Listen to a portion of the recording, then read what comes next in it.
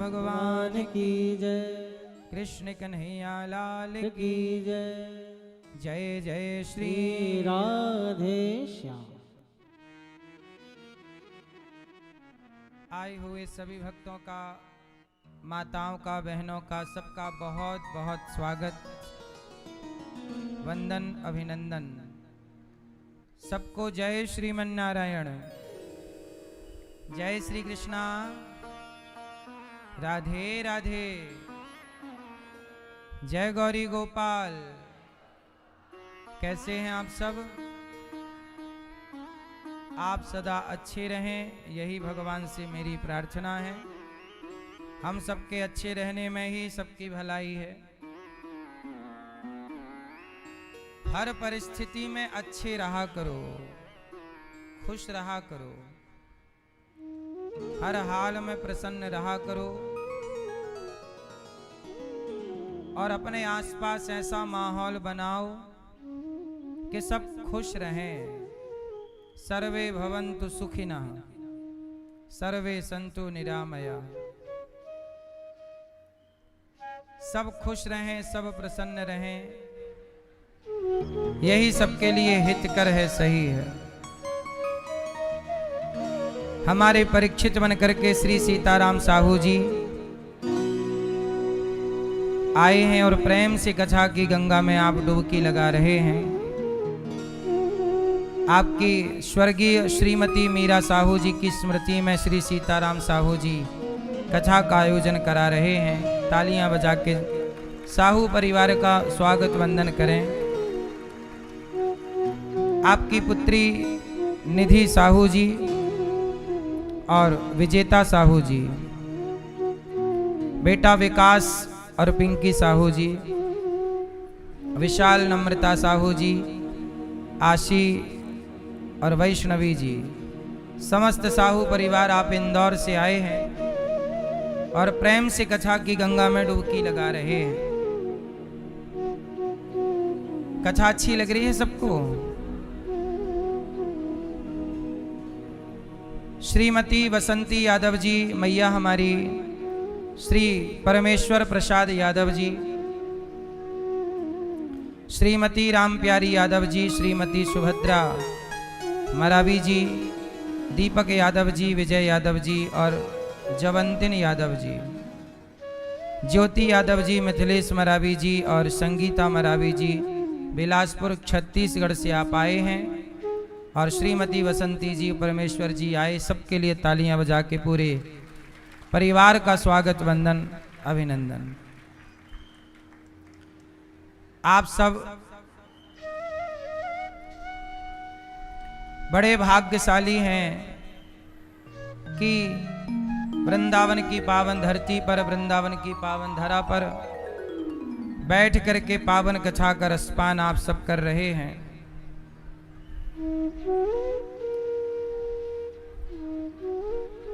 भगवान की ये पावन कथा है जो हम सबके जीवन की व्यथा को समाप्त करती है। कल हम लोगों ने कथा में सुना कि भगवान शिव का विवाह हुआ और वो कैलाश में जाकर विराजे। मैया बोलो राधे राधे। चुप रहो, शांत रहो। भगवान शिव कहाँ विराजे? कैलाश में। पार्वती जी संग हैं। मनु जी महाराज के दो बेटे हुए हैं, प्रियव्रत और उत्तानपाद। उत्तानपाद के पुत्र हुए हैं ध्रुव, जिन्होंने बाल्यकाल में ही भगवान को पा लिया।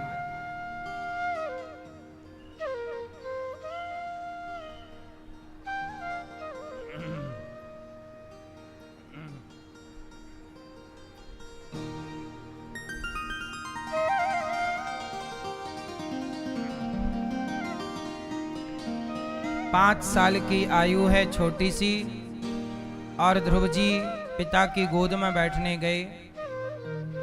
सौतेली माँ ने अपमान कर दिया और ध्रुव जी का अपमान हुआ। तब नारद जी ने मंत्र दिया और ध्रुव जी ने उस मंत्र का जाप करके 5 माह में भगवान को प्राप्त किया। ध्रुव जी राजा बने हैं। भाई को यक्षों ने मारा, ध्रुव जी ने उन्हें मारा। मनु जी ने समझाया, कुबेर जी ने भक्ति का वरदान दिया। मृत्यु के सिर पर पांव रख के ध्रुव जी भगवान के धाम को चले गए। इन्हीं के वंश में भगवान प्रचु हुए हैं। फिर प्राचीन बरही को पुरंजनोपाख्यान की नारद जी ने कथा सुनाई। प्रचु भगवान हुए जिन्होंने पृथ्वी का दोहन किया, और भगवत लीला है ये भगवान की। प्रचु भगवान आए, लीला किए। इसके बाद इन्हीं के वंश में, ध्रुव जी के वंश में आगे प्राचीन बरही को नारद जी ने उपदेश किया। सब भगवत धाम गए। मनु जी के दूसरे बेटे हैं प्रियव्रत, जिनका विवाह विश्वकर्मा की पुत्री वरहिष्मति से हुआ, जिनके वंश में भगवान ऋषभ देव जी हुए, और जिनके यहाँ भरत जी हुए। और भरत जी ने अंत समय में मृग का चिंतन किया, जिसके कारण मृग बनना पड़ा, और राजा रहुगण को उपदेश देकर उनको मृग योनि से मुक्ति मिली। दोनों भरत जी और रहुगण दोनों भगवत चिंतन किए और दोनों भगवत धाम गए। भगवान के नाम की बड़ी महिमा गाई है भागवत जी ने। भगवान का नाम कैसा है? मैया, क्या आप हमें बता सकते हैं कि भगवान के नाम को लेने का क्या फल है? यदि पापी से पापी भी धोखे से भगवान का नाम लेता है तो वह मोक्ष का अधिकारी हो जाता है। कलयुग केवल नाम आधारा। इसलिए कहता हूं कि काम खूब करिए, पैसे खूब कमाइए, आप अपना कार्य करिए, अपना लक्ष्य जो है प्राप्त करिए, पर काम करते समय नाम जप करते रहिए। जब टाइम मिल जाए तो चलते फिरते भी आप श्रीमन्नारायण श्रीमन्नारायण। अजामिल नाम के एक पंडित जी थे। अपनी पत्नी को छोड़कर एक वैश्या के चक्कर में पड़ गए। उससे 10 पुत्र पैदा किए। सबसे छोटे का नाम रख दिया नारायण। और जब अजामिल के मृत्यु का टाइम आया, 88 साल के हुए, तो उन्होंने मरते समय अपने पुत्र को बुलाया। अजामिल ने, बेटा नारायण। बेटे ने तो नहीं सुना। भगवान ने कहा कि जाओ, कोई पुकार रहा है। पार्षद लोग आए, यमदूतों से कहा कि चलो छोड़ दो इसे, ये हमारा भक्त है। यमदूतों ने कहा कि इसने तो जीवन भर पाप किया है, ये भक्त कब से हो गया? बोले अभी अभी इसने नारायण नाम बोला है। बोले नारायण नाम तो इसके बेटे का है। बोले बेटे का नाम भले है, पर बेटे से पहले ये नाम भगवान का है। नारायण नाम तो भगवान का है, इसलिए इसका उद्धार होगा। और उद्धार करने के लिए उस पापी अजामिल का भगवान के पार्षद गण आए। कहा भैया तुझे नरक जाना था, बहुत कष्ट प्राप्त होना था, पर तूने भगवान का नाम ले लिया, इससे तेरा नरक रुक गया, अर्थात नरक जाने से तू बच गया।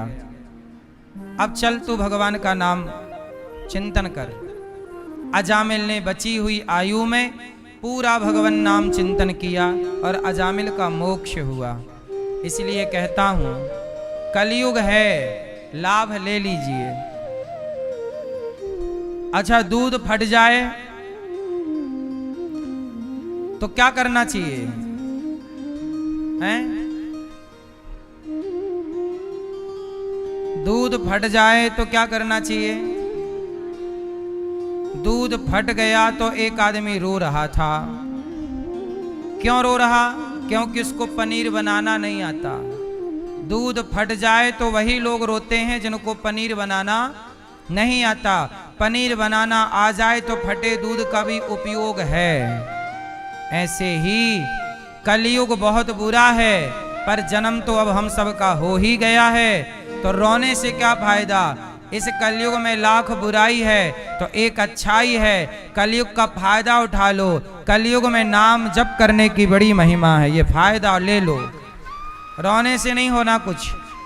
कलयुग में आए हो, खूब भगवान का नाम जपो, काम करो, पैसे कमाओ, नाम ना छूटे, धर्म से चलो। कलयुग की बढ़िया बात यह है, नाम का बड़ा प्रभाव है। कलयुग केवल नाम आधारा, सुमरि सुमरि नर उतरहि पारा। कलयुग में बड़ी अच्छी बात है, ठीक है मेरी माँ, इसलिए खूब नाम जपा करो। मैया, आप नाम जपते हो भगवान का? लाल मैया, आप कितना नाम जपती हो? बहुत। अजामिल का उद्धार हुआ। एक बार देवराज इंद्र ने अपने गुरुजी की हत्या कर दी। गुरुजी मतलब विश्वरूप को गुरु बनाया, हत्या कर दी। तब इंद्र को ब्रह्म हत्या लगी, 4 लोगों में बांटी और वृत्तासुर आए, इंद्र से लड़े और वृत्तासुर का इंद्र के हाथों वज्र बनाकर दधीचि ऋषि का वज्र से उनका उद्धार हुआ। और वृत्तासुर पिछले जन्म में उनके पुण्य के कारण वह राक्षस होकर भी भगवान के बड़े भक्त थे और उन्होंने कहा, अहम हरे तब पादैक मूल, दासानुदासो भवितास्मि भूया। वृत्तासुर का उद्धार हुआ। भगवान के एक बहुत बड़े भक्त हुए हैं प्रहलाद। क्या नाम था? प्रहलाद किसके पुत्र हैं? हिरण्यकश्यप, हिरण्यकशिपु, हिरण्यकश्यप के पुत्र हैं प्रहलाद। प्रहलाद की मां का नाम है कयाधु। प्रहलाद जी राक्षस कुल में पैदा हुए हैं, परंतु भगवान के वो बहुत बड़े भक्त हैं। छोटे से हैं 5 साल के, पर भक्ति ऐसी है कि कोई 60 साल का बूढ़ा भी क्या ऐसे भगवान का प्रेम, भगवान से प्रेम करेगा। 5 साल के बच्चे हैं। सुखदेव जी से राजा परीक्षित जी ने कहा कि 5 साल के बच्चे में भगवान के लिए इतना प्रेम आया कहां से? भाई प्रेम आना भी तो चाहिए। क्या आना चाहिए? हाँ, आज के जमाने में लोगों के अंदर प्रेम नहीं है। आजकल क्या नहीं है मेरी मां? प्रेम की बहुत कमी है। आजकल लोग प्रेम नहीं करते। प्रेम के नाम पर केवल दिखावा है। अच्छा प्रेम, अच्छा आप बताओ, इस संसार में कौन किससे प्रेम करता है? मैया बताओ। ए मैया, पीली मैया, आप आगे की लाइन में बैठी हो, बताओ इस संसार में कौन किससे प्रेम करता है? दादाजी बताओ, सफेद दाढ़ी मूछ वाले बैठे बैठे। माया से? कौन है ये माया? बताएंगे हम। कहाँ अम्मा, दादी अम्मा आई हैं? कहाँ हैं? मैया ये माया से प्रेम करते हैं। आपके मतलब आपका नाम क्या है? हैं? बैठो। क्या नाम है? लो, इनका नाम कुछ और ये तो माया से प्रेम करते हैं।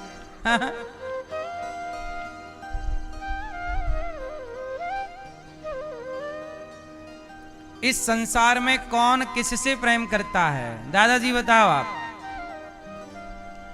कौन किससे प्रेम करता है? हैं?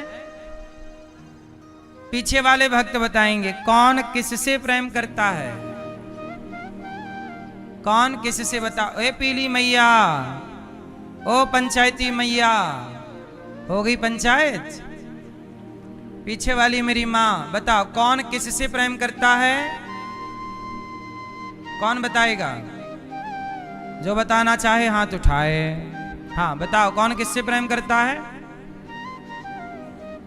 हाँ, इस संसार की सत्यता यह है कि कोई किसी को प्रेम कोई आपसे प्यार क्यों करेगा? कोई किसी से प्रेम नहीं करता। मैया सच बात है कि गलत है? कोई किसी से प्रेम। अच्छा, आपके पति आपको प्रेम करते हैं कि नहीं?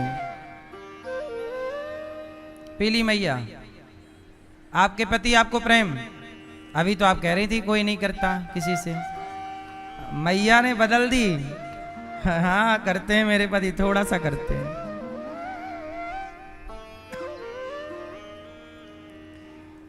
जिसे आप प्रेम कहते हो वो प्रेम नहीं है, वो एक अटैचमेंट है, लगाव। जैसे रहते रहते नहीं मोह हो जाता है। जिसे आप प्रेम कहते हो वो प्रेम नहीं है, वह मोह है। जैसे लोग कुत्ते को रखें साथ में तो रहते रहते कुत्ते से भी मोह हो जाता है, वो प्रेम नहीं है कुत्ते से। भाई कुत्ते से कोई प्रेम नहीं करता, वो रहते रहते मोह है उस कुत्ते से, भाई मेरा कुत्ता। ऐसे रहते रहते आपकी गाड़ी है, अब गाड़ी से थोड़ी कोई प्रेम करता है, लेकिन मेरी गाड़ी है, लोग उसको पहुंचते हैं सब, वो मोह है। क्या है वो? ऐसे पत्नी से पति का, पति से पत्नी का, माता पिता का बच्चों से मोह है। वो क्या है? उस मोह को आप लोग प्रेम कहने लग जाते हो। बहुत प्रेम करते हैं, बहुत प्रेम। प्रेम नहीं है।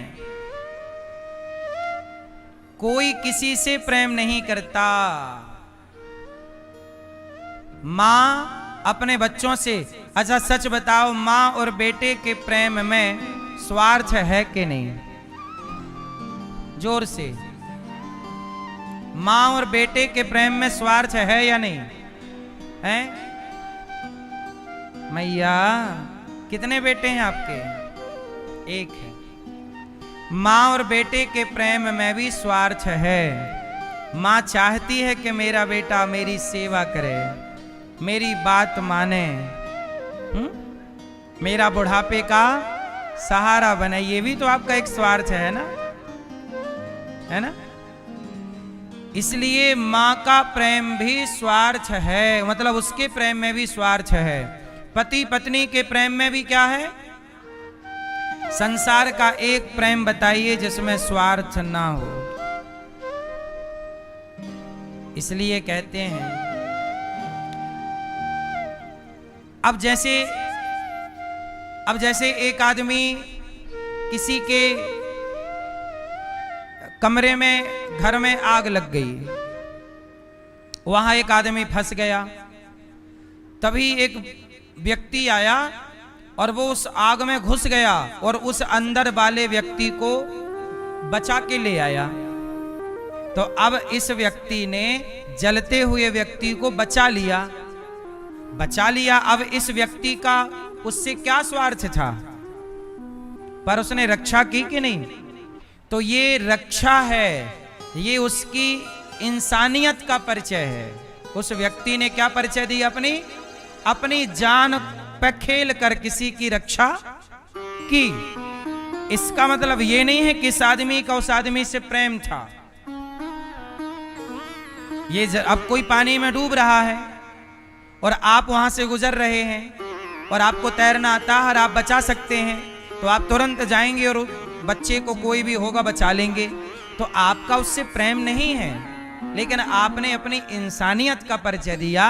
ये आपका इंसानियत का परिचय है। यहाँ आप पूछ सकते थे मेरे से क्रॉस क्वेश्चन कि बिना स्वार्थ के भी तो वो प्रेम है। वो प्रेम नहीं है, वो तो कोई भी डूबेगा, हम यदि बचा सकते हैं किसी को तो हम बचा ही लेंगे।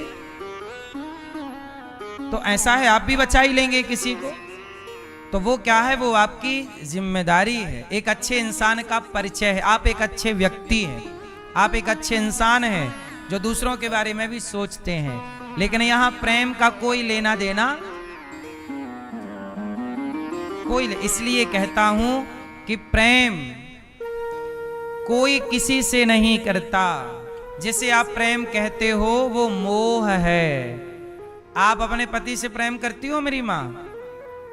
वो प्रेम नहीं है। पति कुछ ना कमाए घर में बैठा रहे तो आप चार ताने मारती हो, निठल्ला बैठा रहता है, काम धाम कुछ करता नहीं। फिर तो आप भी तो स्वार्थ से ना, पति कमाए पैसा लाए और काम आपके पूरे करते रहे, साड़ी सोना चांदी देता रहे, आप बहुत अच्छा कहोगी। वो कुछ ना करे, पड़ा रहे, तो फिर देखो। इसलिए लोग कंडीशन के हिसाब से बिहेव करते हैं, परिस्थिति के हिसाब से व्यवहार करते हैं। एक माँ के दो बेटे होंगे, जो बेटा ज्यादा कमाएगा माँ उसकी तरफ ज्यादा खिंची रहेगी, जो नहीं कमाएगा उसकी तरफ थोड़ा कम ध्यान रखेगी। ये होता है और ये आपका कोई कसूर नहीं है, ये प्रकृति का सिस्टम ही ऐसा है।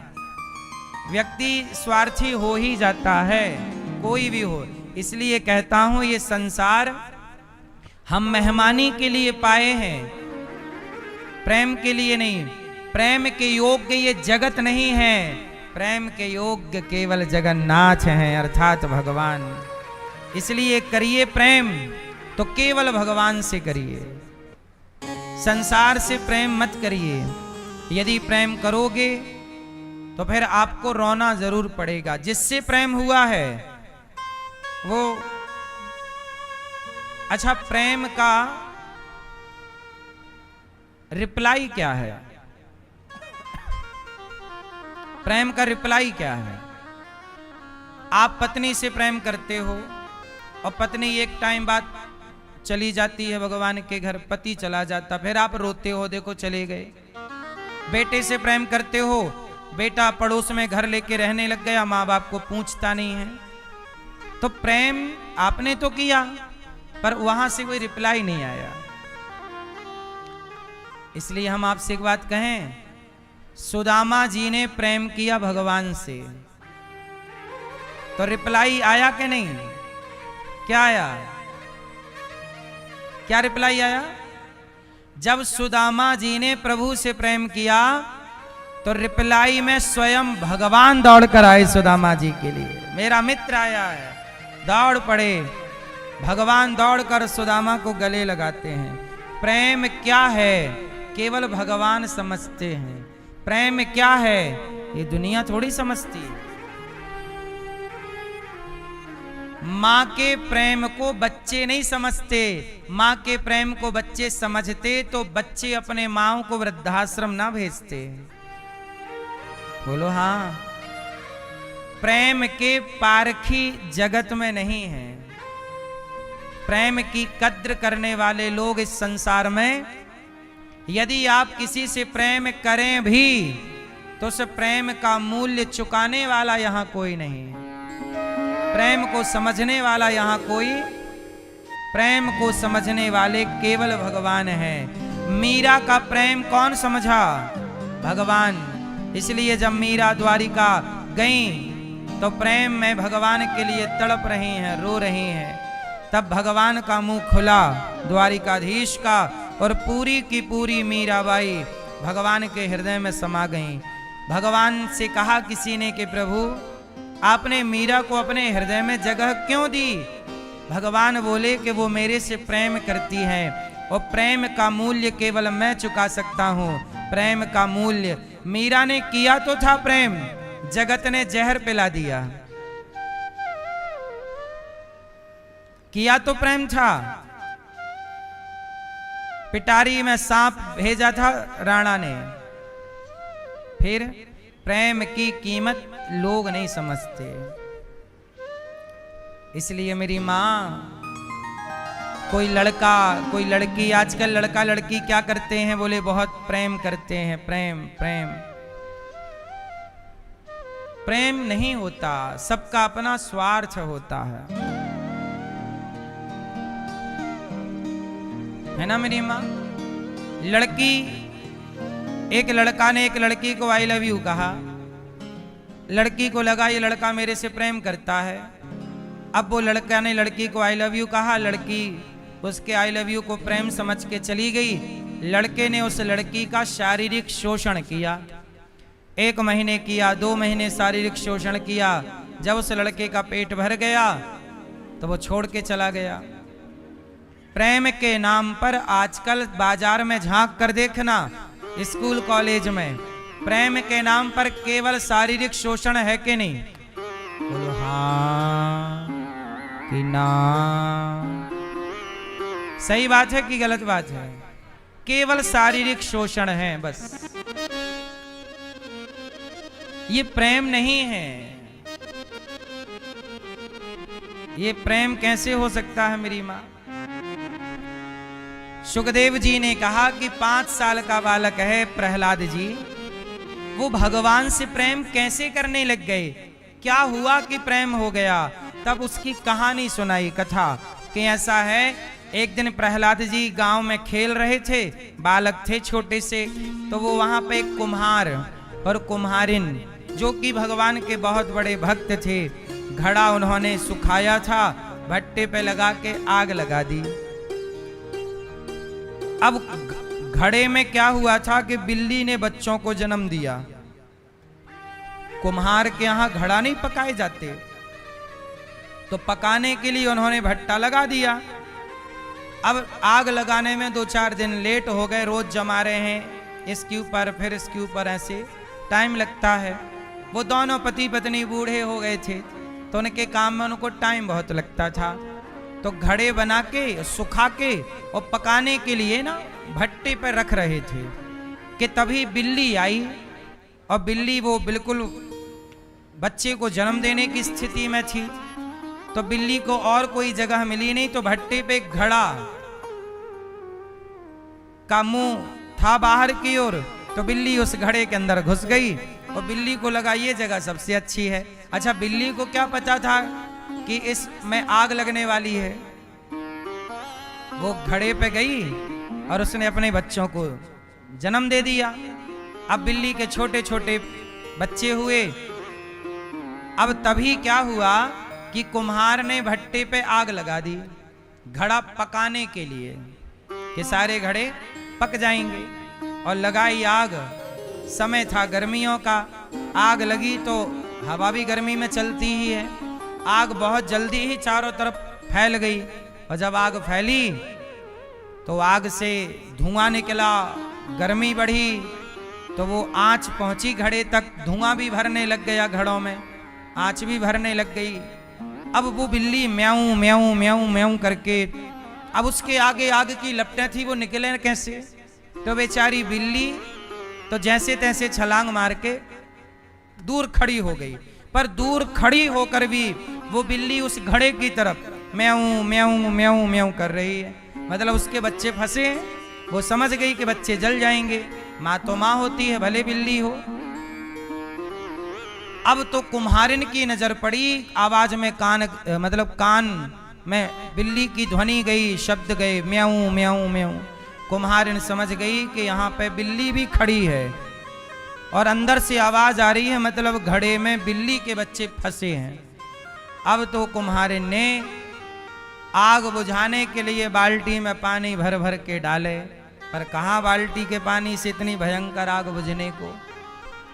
वो बिल्ली भी वहीं चक्कर लगा रही है। थोड़ी देर बाद वो जो म्याऊं म्याऊं की आवाज थी वो बंद हो गई, और जब आवाज बंद हुई तो कुम्हारिन और कुम्हार दोनों भगवान से बोले कि हे प्रभु, आज हमसे बहुत बड़ी हत्या हो जाएगी, इन हाथों से बिल्ली के बच्चे मर जाएंगे। प्रभु मारना हो तो हमें मार दीजिए, हमारे माथे ये पाप मत लिखिए कि हम हत्यारे हैं। दोनों पति पत्नी कुम्हार कुम्हारिन बेचारे बड़े भक्त थे, दोनों भगवान के आगे हाथ जोड़कर प्रार्थना कर रहे हैं। बहुत लोगों ने आग बुझाई पर आग बुझी नहीं, आग तो अपने ढंग से जलती रही। सारे घड़े लगभग पकने को आए, घड़े पक गए, लाल हो गए।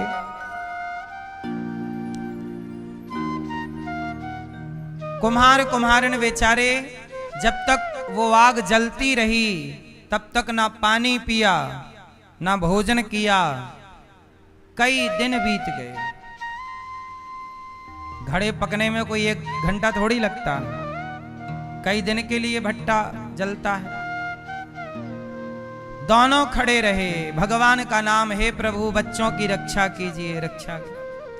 आग थोड़ा शांत हुई, लोगों ने हटाया, घड़े हटाए। इस घड़े पर देखा, उस घड़े पर देखा, कोई भी घड़े पर बिल्ली के बच्चे नजर, अब तो जल ही गए होंगे। सबको यही उम्मीद है, घड़ा पक गए मतलब सब खत्म, जल गए। पर कुम्हारिन को पूरा भरोसा था कि भगवान ने उन बच्चों की रक्षा जरूर की होगी। अच्छा, प्रहलाद जी भी वहीं पर थे, छोटे बच्चे थे, पर ये सारा दृश्य प्रहलाद जी अपनी आंखों से देख रहे थे। जब घड़े हटाए गए, आखिरी जब एक घड़ा बचा उसे उठाया, सीधा किया, तो उस घड़े पर बिल्ली के बच्चे, पके हुए घड़े पर बिल्ली के बच्चे खेल रहे थे घड़े के अंदर। अब कुम्हारिन दौड़े, उस बिल्ली के बच्चे को उठाया, कहा प्रभु आपका बहुत बहुत धन्यवाद। अब प्रहलाद जी ने इस दृश्य को देखा कि गजब हो गया, ऐसे कैसे संभव है कि आग में कोई जले ना।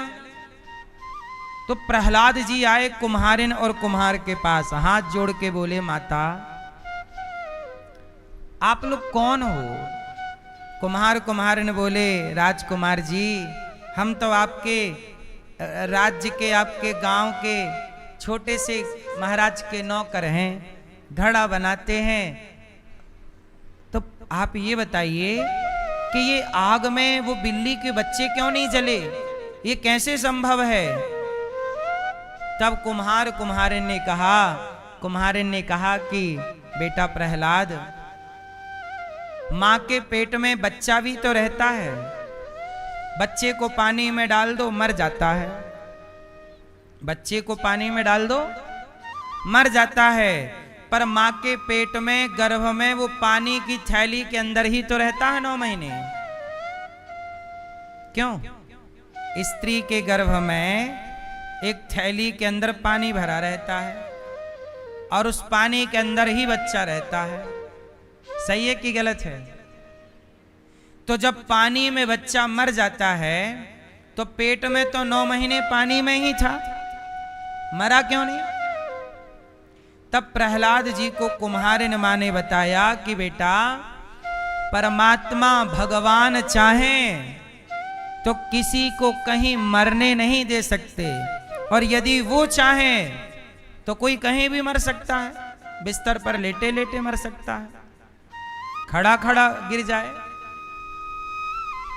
प्रहलाद जी ने कहा माता ये भगवान कौन है?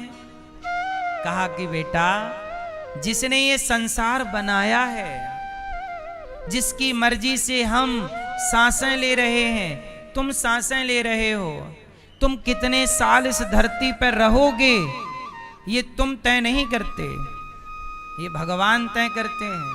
अनिरुद्धाचार्य इस संसार में कब तक रहेगा बताओ, कौन तय करेगा? भगवान तय करेंगे। तो मेरे मालिक कौन हुए? भगवान, जो ये तय करते हैं कि मैं कितने साल इस संसार में रहूंगा, मैं इस संसार में किसकी मर्जी से आया? भगवान की। वही तय करेंगे मैं कब तक रहूंगा, वही मेरे पालनहार हैं, वही मेरे माता पिता हैं। प्रहलाद जी बोले माता तो ये बताओ कि क्या मेरे भी माता पिता भगवान ही हैं? प्रहलाद जी तो बालक है ना, 5 साल के। हाँ बेटा, सबके माता पिता भगवान होते हैं, भगवान ही सबके पालनहार होते हैं। उनकी मर्जी के बिना इस संसार में ना कोई आता है और ना तो इस संसार से उनकी मर्जी के बिना कोई इस संसार में आएगा तो ईश्वर की डायरी में एंट्री करके ही आएगा, और जाएगा तो ईश्वर की डायरी में एंट्री, प्रभु आ गया तो भगवान देखेंगे गया था 2000 में, 2000 में गया, आ गया 2020 में, चल भाई 20 साल में आ गया, कोई 25 साल में आया, कोई 50 साल में लौटा, कोई 100 साल में लौटा, तो भगवान के यहाँ हिसाब देना पड़ता है। तू 50 साल रहा संसार में? हाँ हाँ प्रभु मैं 50 साल रहा। चल ला हिसाब दे।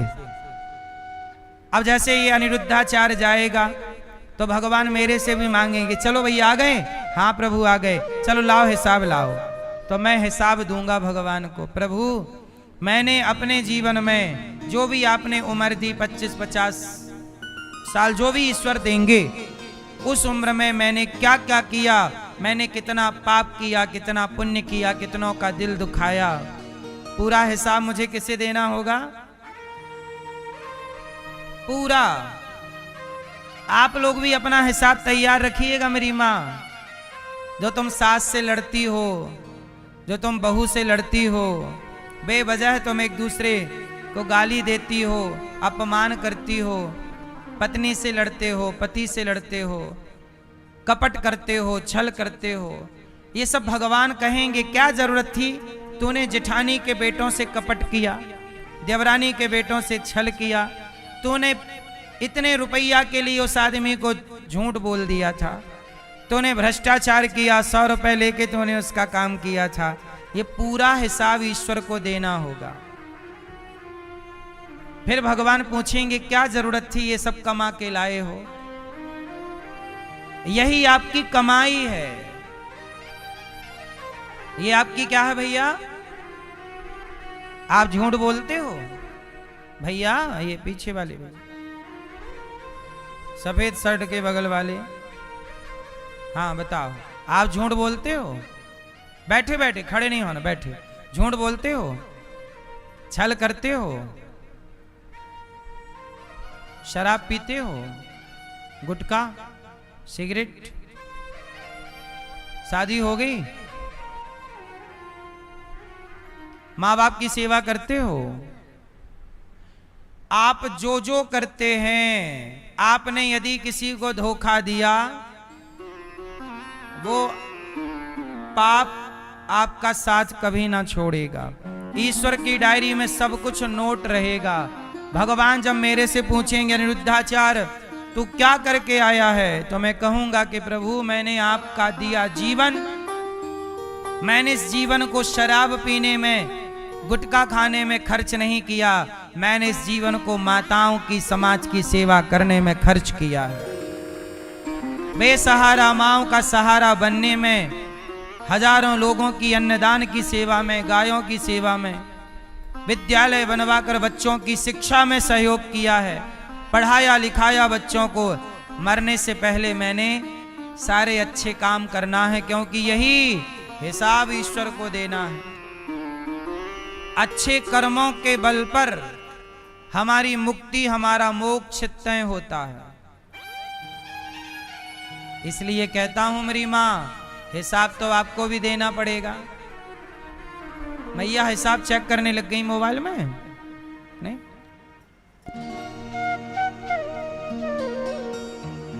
मैया, ए मेरी पंचायती मां, बताओ आपका हिसाब जब दोगी भगवान को, क्या क्या रहेगा हिसाब में?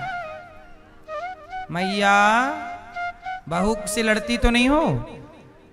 हैं? बहू को परेशानी करती हो? बहू को सांस लेने देती हो?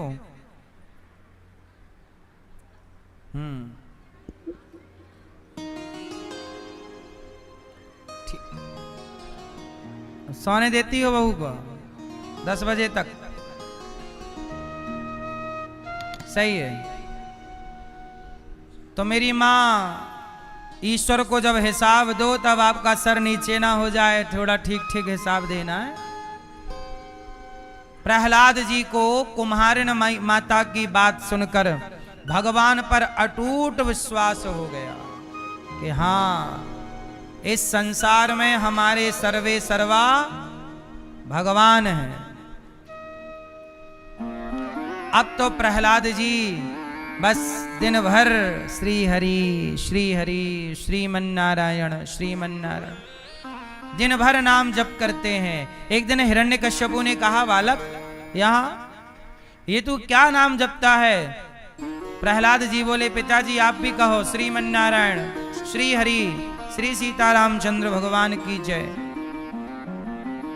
हिरण्यकश्यप बोला ये तू क्या जप रहा है? विष्णु विष्णु विष्णु, ये मेरा शत्रु है।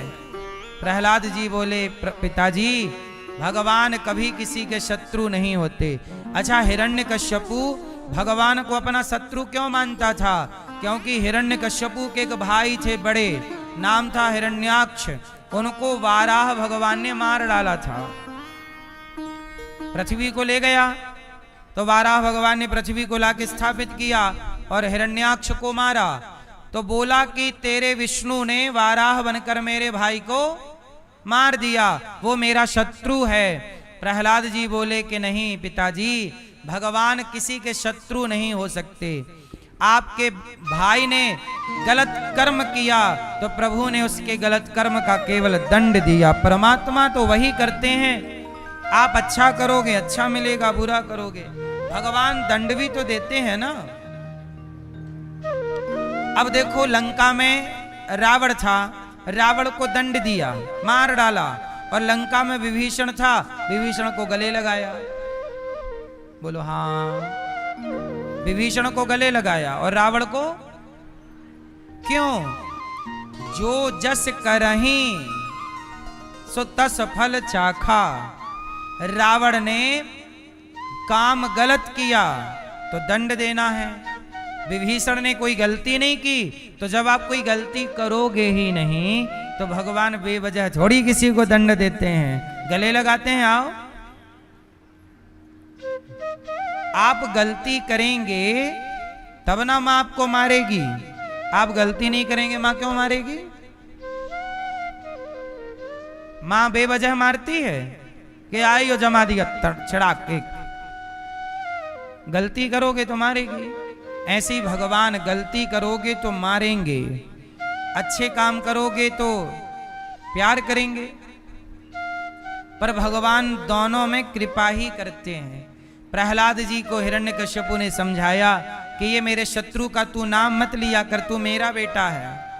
प्रहलाद जी को पढ़ने के लिए भेज दिया। शंडामर्क शुक्राचार्य जी के 2 बेटे थे, जाओ ले जाओ पढ़ाओ। पढ़ लिख कर प्रहलाद जी गुरुकुल गए, पढ़े लिखे, पर वहां पढ़ाई भी गलत थी। आज की पढ़ाई भी बहुत गलत है। आज की पढ़ाई क्या है? आज की पढ़ाई अपराध से भर रही है। आज के पढ़े लिखे लोग, जिसे आप जैन जी कहते हैं, युवा कहते हैं, आज के युवा, पढ़े लिखे युवा अपराध करने लग गए। सब नहीं कुछ। अब जैसे अभी एक लड़की के बारे में आप सुने होंगे, एक लड़की सिया नाम है उसका, पुणे की, 20 साल की है, पढ़ी लिखी है, जैन जी है। क्या किया? होने वाले पति को मार डाला। 20 साल की है, लड़की है। स्त्री कहते हैं, स्त्री का अंदर दिल तो बड़ा दया से भरा होता है, इसलिए ना आपको मां कहा जाता है। स्त्री के अंदर करुणा है, ममता है। पर आज कैसी, कहां गई वो करुणा, कहां गई वो ममता? स्त्री कैसे किसी की हत्या कर सकती है? पुरुष करे तो समझ में भी आए कि निर्दयी है, पुरुष निर्दयी है। कहते हैं ना, पूत कपूत सुने हैं पर ना माता सुनी कुमाता। पूत कपूत हो सकता है पर माता कभी कुमाता नहीं हो सकती। 20 साल की लड़की मर्डर करने लग गई, साजिशें रचने लग गई। क्या ये शिक्षा है समाज की? शिक्षा गलत है। आज की शिक्षा में केवल शिक्षा है, संस्कार नहीं है। अच्छा बताओ, आप लोग बताओ, शिक्षा कितने प्रकार की होती है? जोर से भैया बताओ, कितने तरह की शिक्षा होती है? बेटा बताओ।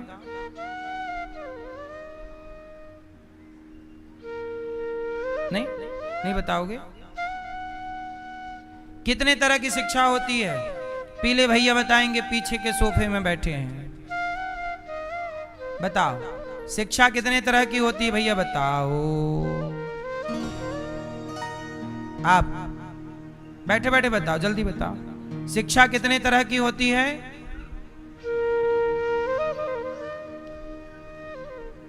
कितने? 2।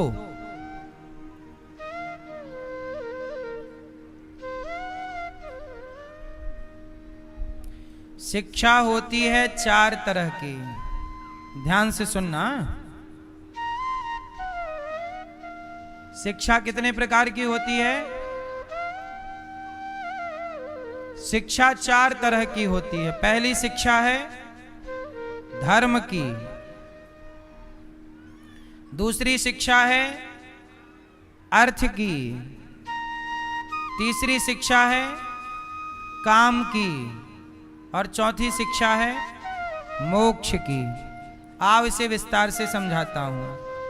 पहली शिक्षा है धर्म की। बच्चों को सबसे पहले धर्म का पाठ पढ़ाओ।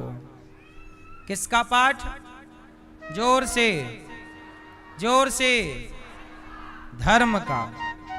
धर्म का ज्ञान डॉक्टर को भी होना चाहिए, धर्म का ज्ञान इंजीनियर को भी होना चाहिए, धर्म का ज्ञान जज को भी होना चाहिए। बताओ कौन सा विद्वान किस फील्ड में धर्म का ज्ञान नहीं होना चाहिए? धर्म का ज्ञान, धर्म सबको ही जाने कि क्या करना अब बताओ, क्या झूठ बोलना धर्म है? क्या मुर्दे को भर्ती कर लेना धर्म है? पर बहुत सारे डॉक्टर ऐसे हैं जो मुर्दे को भी भर्ती कर लेते हैं। ये डॉक्टर तो बन गए पढ़ लिख कर, पर संस्कार नहीं है। संस्कार होता तो आप किसी मुर्दे को भर्ती तो ना करते, मुर्दे के साथ किसी की भावनाओं के साथ तो खिलवाड़ ना करते, मुर्दे के परिवार के साथ तो खिलवाड़ ना करते। शिक्षा तो पाली, पर क्या रह गया? धर्म। इसलिए धर्म को जानो कि जो आप पैसा कमाओ धर्म से कमाओ। तो पहली विद्या किसकी? धर्म की। फिर दूसरी अर्थ। धर्म के हिसाब से अर्थ कमाओ, पैसा कमाओ, पर कैसे कमाओ? धर्म से कमाओ। चोरी करके ना कमाओ, बेईमानी भ्रष्टाचार से ना कमाओ, मुर्दे को भर्ती करके ना कमाओ। हमारे देश के इंजीनियर पुल बनाते हैं, 2-3 साल बाद पुल गिर जाता है। पुल नहीं गिर जाता। 1000 करोड़ रुपया लगा, 500 करोड़ लगा, कैसे इंजीनियर हो तुम? अब ये इंजीनियर पढ़ा लिखा तो है, पर इसके अंदर क्या नहीं है? धर्म नहीं। इसलिए पैसा कमाओ, धर्म से कमाओ भैया। उचित मुनाफा लो। देश के साथ गद्दारी। अब बताओ, सड़कें बनी, पुल बना, 2 साल में खराब हो गए, ये देश के साथ गद्दारी है कि नहीं? तुमने गलत तरीके से पुल बनाया। अभी आपने देखा नहीं, अभी मैं कल ही परसों ही समाचार में सुना, एक पुल था, उस पर ट्रक जा रहा था, वो ट्रक के वजन से पुल टूट गया। ये इंजीनियरिंग है। और वहां हमारे रामेश्वरम का मंदिर और जगन्नाथ जी का मंदिर हजारों साल पहले बना, पहले के लोगों ने बनाया, आज हजारों साल बाद भी वो मंदिर टिके हुए हैं। और तुम्हारा पुल आज 2 साल में गिर रहा है। तो ये इंजीनियर तो बन गए साहब, पर धर्म को नहीं पढ़ा, धर्म से नहीं चल रहे हैं। पैसा पैसा पैसा, पैसे के चक्कर में अंधे हो गए। क्या सही है क्या गलत है भूल गए। इसलिए पैसा कमाओ, धर्म से कमाओ। तो पहली शिक्षा किसकी? जोर से। फिर दूसरी अर्थ की, धर्म से अर्थ। और जब अर्थ आएगा तो तीसरी काम, कामनाओं की पूर्ति करो, अपनी इच्छाओं की पूर्ति करो। और जब इच्छाओं की पूर्ति होगी तो आप अपने आप मोक्ष के अधिकारी हो जाओगे। तो धर्म, अर्थ, काम और। लेकिन वर्तमान समय में जो शिक्षा है वो केवल अर्थ और काम की शिक्षा है।